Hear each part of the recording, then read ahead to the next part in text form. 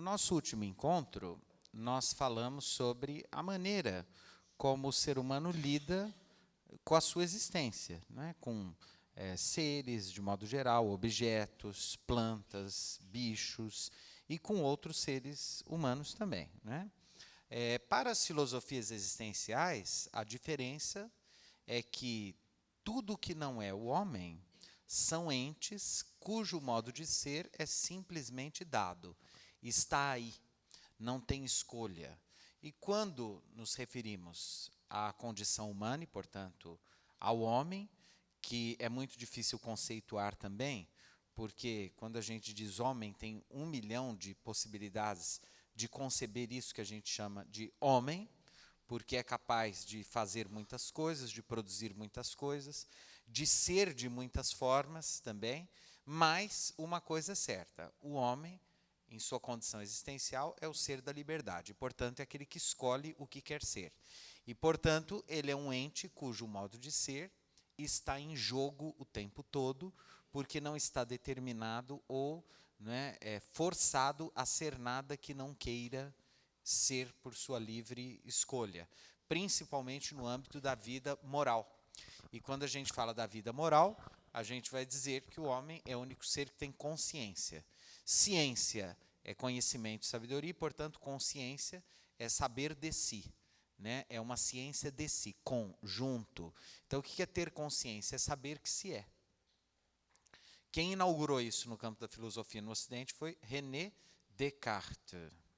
Né? Falei certinho, Emi? Agora tá bom, né?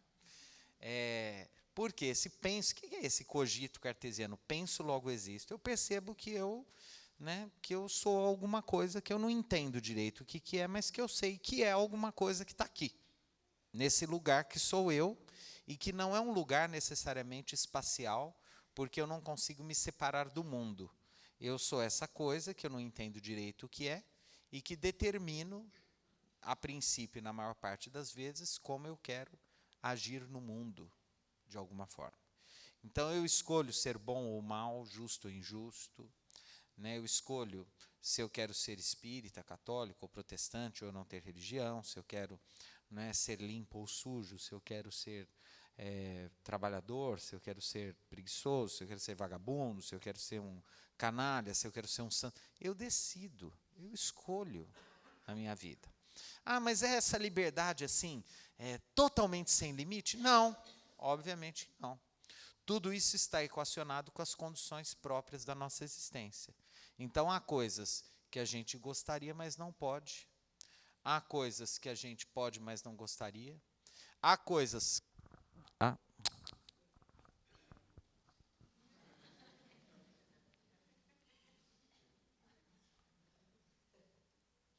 Culpa é sua, é a namorada. A culpa é sua. Então, você fica tirando a atenção dele aqui. Né? Tá bom? Tá aí? Dá para me ouvir aí? Então, há coisas que eu quero, mas não posso, embora eu deva. Há coisas que eu devo, mas não posso e não quero. Há coisas que eu posso, mas não quero e não devo. Então, a gente está sempre envolvido no âmbito da escolha essas questões. Né? O que eu quero, o que eu posso, o que eu devo, nem sempre isso se conjumina de uma maneira muito fácil, mas, como diz o Emmanuel, na nossa condição existencial evolutiva, o que nos caracteriza é o conflito. Então, como que a gente atinge serenidade no mundo? Não é resolvendo os problemas, porque os problemas nunca serão resolvidos completamente. A hora que termina um, começa outro. A gente só atinge serenidade quando tem consciência que a vida é esse paradoxo mesmo, de querer e não querer. Né? Quantas vezes a gente se pega assim, e aí, você está gostando, sei lá, da vida? Eu estou, mas não estou. E aí, o que você quer? Não sei, eu quero, mas não quero. É como ter fome de coisas específicas, vocês já viram? Eu estou com uma fome de doce, né? Fome disso, fome daquilo. Eu estou com vontade de comer uma coisa, mas eu não consigo lembrar o que é assim. Eu sei que é alguma coisa, né? E aí, de repente, a gente descobre o que queria, mas não entendia muito bem. Então, nós somos essa coisa estranha que a gente não entende muito bem, e é natural que assim seja porque isso é próprio da nossa condição evolutiva. Nós somos espíritos ainda em evolução, estamos lá longe de sermos espíritos primitivos, mas também estamos longe da perfeição espiritual. Então a gente vive esse paradoxo, essa contradição o tempo todo. Por que nós estamos falando disso? Na questão 880, que inaugura, que abre esse item, né, Kardec pergunta, qual é o primeiro de todos os direitos naturais do homem? E o Espírito de Verdade responde que é a vida, o de viver. É por isso que ninguém tem o direito de atentar contra a vida do semelhante ou fazer qualquer coisa que possa comprometer a sua existência corpórea. Então, nesse item, os espíritos estão dizendo que é inadequado, eles estão condenando o homicídio, matar o semelhante, matar, né, o outro. Mas eles, quando falam assim, atentar contra todo tipo de vida, não é só matar o outro, é matar o outro, matar a si mesmo. Matar tudo o que significa vida à nossa volta, né? E que possa gerar algum tipo de sofrimento.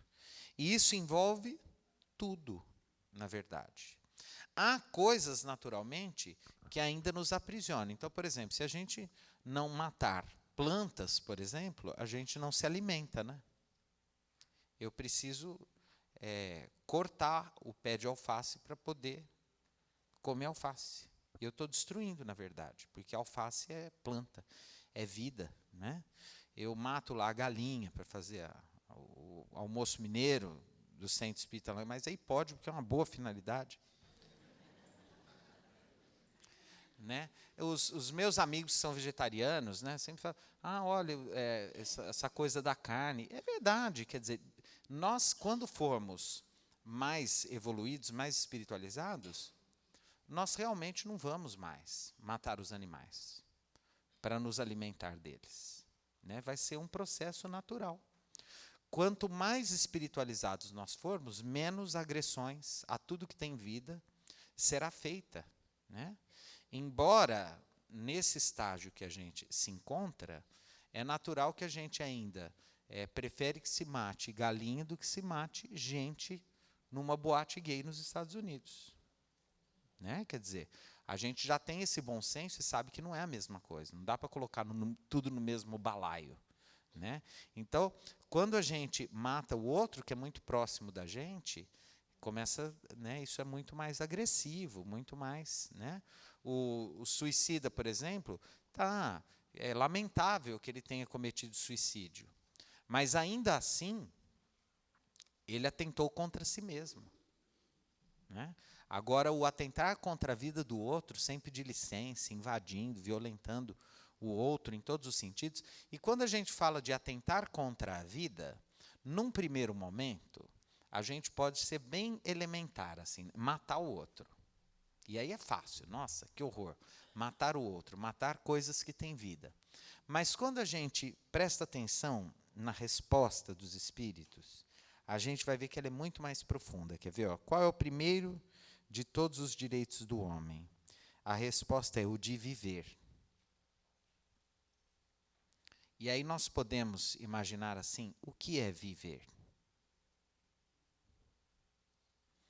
Então, não só matar o outro, mas matar os sonhos do outro, matar a alegria do outro, matar o bem-estar do outro, né? Matar a liberdade do outro, matar o direito que o outro tem de ser ele mesmo e fazer as escolhas dele, matar as esperanças do outro. Tem gente que é craque nisso, né?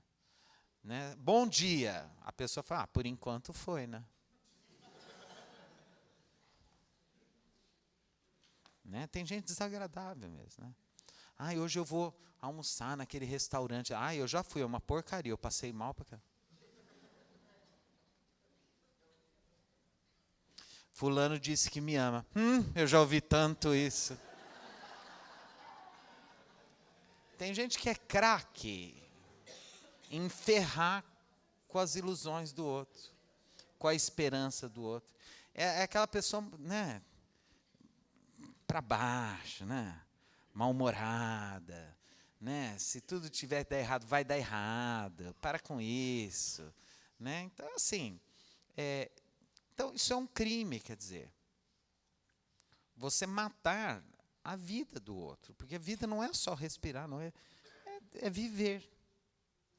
E o nosso desafio é encontrar esse sentido nas condições que a vida naquele instante oferece, que podem ser eventualmente muito inóspitas, muito hostis, muito sofridas. E a gente precisa encontrar um jeitinho de valer a pena, que não é fácil, porque a vida não é fácil.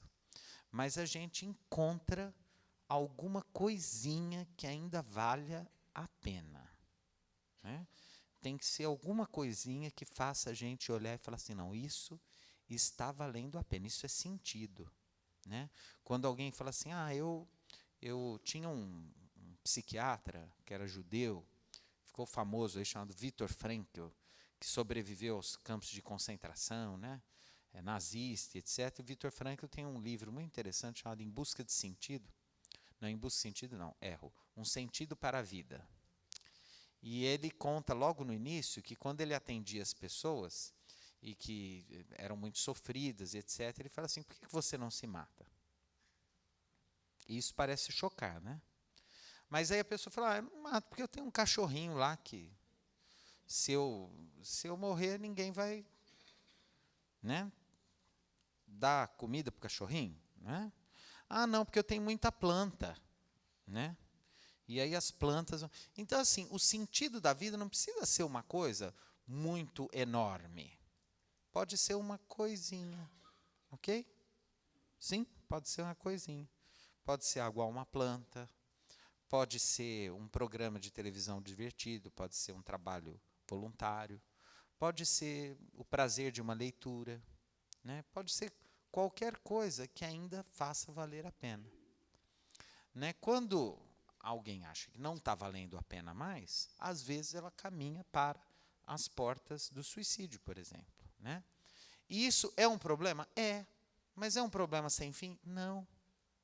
Vai chegar lá no mundo espiritual, vai ser assistido, vão explicar para a pessoa, vai ter outras oportunidades, vai reencarnar de novo, e a vida continua pujante, luminosa para a eternidade, em outras dimensões de vida, né? Então, assim, tudo está certo, para tudo. Depois da doutrina espírita, a gente deu um jeito até para a morte.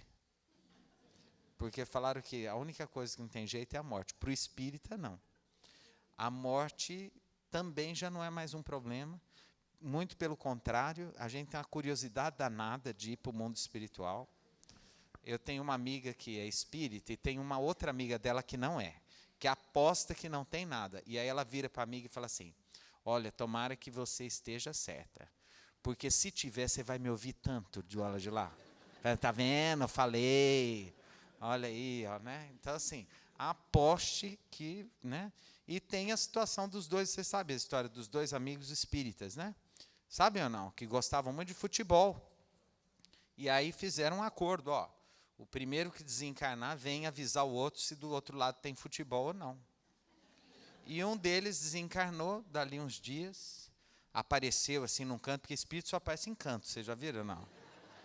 Ninguém nunca vê espírito no meio, é sempre no canto, assim. Ah, eu vi uma sombra assim no canto, né? Eu não sei o que é essa preferência que espírito tem para aparecer nos cantos, assim, né? Nos cantinhos. Aí estava lá fazendo as preces e tal, e aí apareceu o amigo, falou, ó, vim aqui, conforme combinado, realmente eu tenho algo para te dizer. Eu tenho duas notícias, uma boa mais ou menos. Falou, começa pela boa. Falou, a boa é o seguinte, lá tem futebol, é uma beleza, campeonato lá é uma maravilha, o juiz enxerga em 360 graus, porque espírito não engana, não tem essa coisa, ninguém xinga o juiz, é tudo mais educado e tal. E a mais ou menos, ele falou, a mais ou menos é que você está escalado para jogar na ponta esquerda domingo.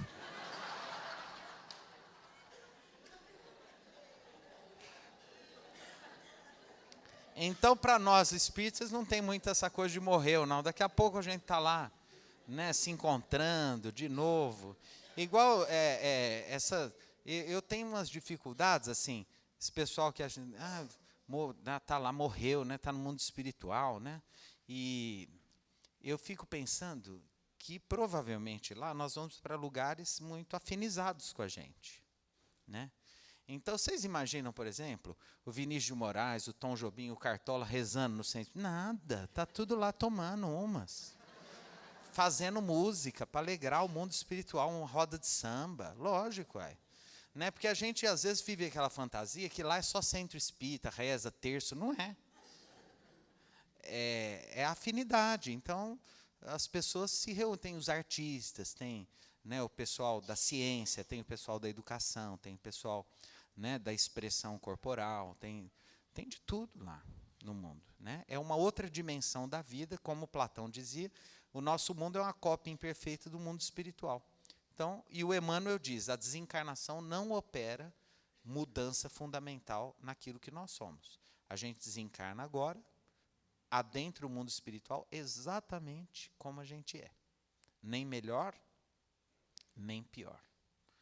Com uma diferença: na nossa verdade espiritual.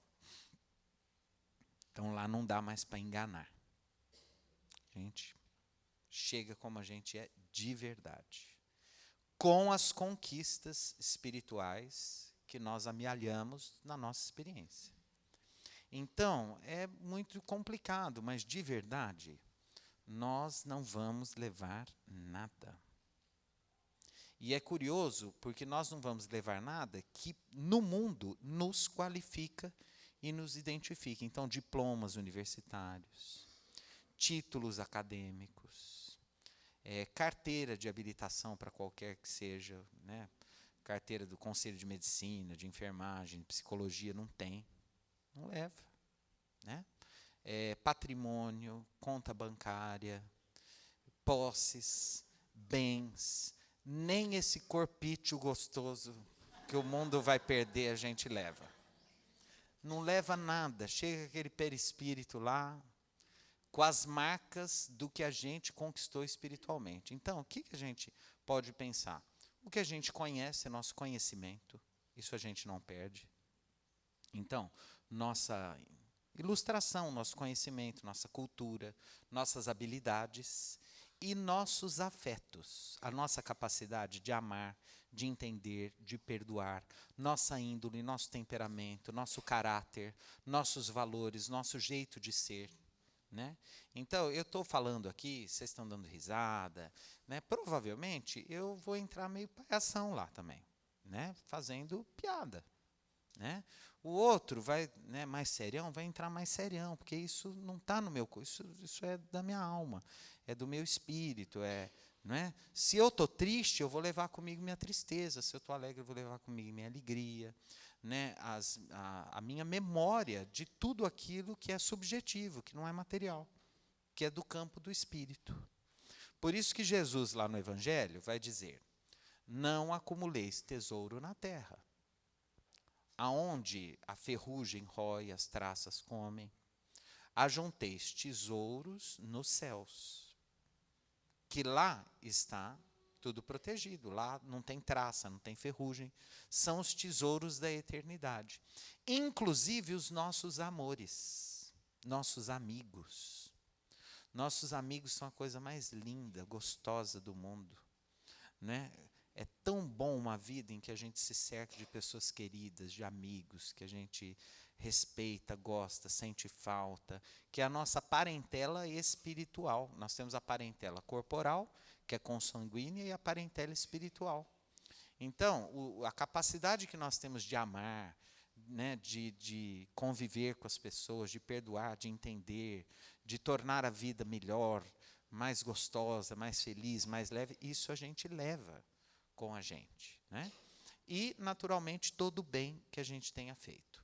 Como também todo o mal que a gente tenha feito, né? Só que o bem vai se exteriorizar, né, nas alegrias das bem-aventuranças do reino divino, né, que é o mundo. O que é esse reino divino que o Cristo fala no Sermão das Bem-aventuranças? É a vida espiritual que nos aguarda para a eternidade. O mal que tenhamos feito, também vamos levar no estojinho da nossa consciência amarrada, aprisionada. É um problema? É. Dói? Dói. Como que a gente soluciona? Preciso é nascer outra vez. Volta, sofre. Aquele povo todo que a gente lesou, vem cobrar da gente.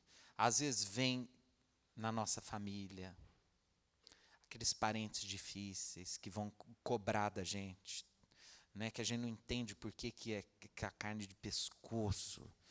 E aí, depois, quando a gente desencarnar, vai lá nos arquivos do mundo espiritual, a gente vai ver que ferrou com aquela pessoa 500 anos, que ainda é pouco o que ele está fazendo com a gente. Né? Só que isso tudo está obscuro, quer dizer, aí a gente começa a entender as dores que a gente tem por aqui. Então, o melhor da vida é entender que todo sofrimento tem uma causa, que as coisas são como tem que ser para o nosso bem de alguma forma. A questão 880, voltando, é direito de propriedade, roubo. Daqui a pouco a gente entra no roubo, né? Mas propriedade, né? Não é bem o direito de viver não é que seja uma propriedade, no sentido de sermos proprietários da vida. Mas no sentido de que, enquanto estamos vivos, nós temos que nos apropriar da vida. Olha como é diferente. Então, eu não sou proprietário da minha vida, porque eu praticamente sou um locatário de um corpo que o dono vai tirar a hora que ele quiser. Né? É quase assim, eu sou locatário. E quando eu saio dessa casa, vai para o desmanche mesmo. É a demolição, lá no Cemitério da Saudade, Bom Pastor, é a demolição. Aí eu saí, não aproveita, não tem segunda locação, é uma só. Então, essa propriedade nós não temos. Mas enquanto vivo eu sou, o tempo todo eu devo me apropriar da minha existência. O que é se apropriar da existência? É pegar para si essa vida e explorá-la o máximo possível para crescer, de alguma forma. É não perder tempo. É fazer as escolhas que só eu posso fazer. Ninguém pode fazer por mim. Ninguém pode evoluir por mim. Ninguém pode trabalhar por mim, ninguém pode amar por mim. Então eu preciso me apropriar disso. Né? Isso é muito importante, porque há pessoas que passam uma vida inteira se queixando, lamentando e achando que a vida não valeu a pena. E é curioso, porque a culpa nunca é delas. É sempre ou do pai, ou da mãe, ou do chefe, ou do marido, ou do filho, ou da sorte, ou das estrelas, dos astros, do clima, da dengue. A pessoa sempre dá um jeito de escapar. Dificilmente a gente vai encontrar alguém e falar assim, ó, eu estou numa pior, eu sou infeliz porque eu sou incompetente para viver. E eu assumo que o problema é comigo. A única vez que a pessoa assume que o problema é com ela é quando de verdade não é. É aquele povo que termina namoro, mas não quer falar que o outro é ruim, fala, não, ó, o problema é comigo, viu? É tudo mentira, é com você mesmo. É média, é a única vez. Quer dizer, a única vez que tinha que ser não é, e quando tem que ser não é, e quando não é, é porque é. Isso significa que nós somos espíritos malandros.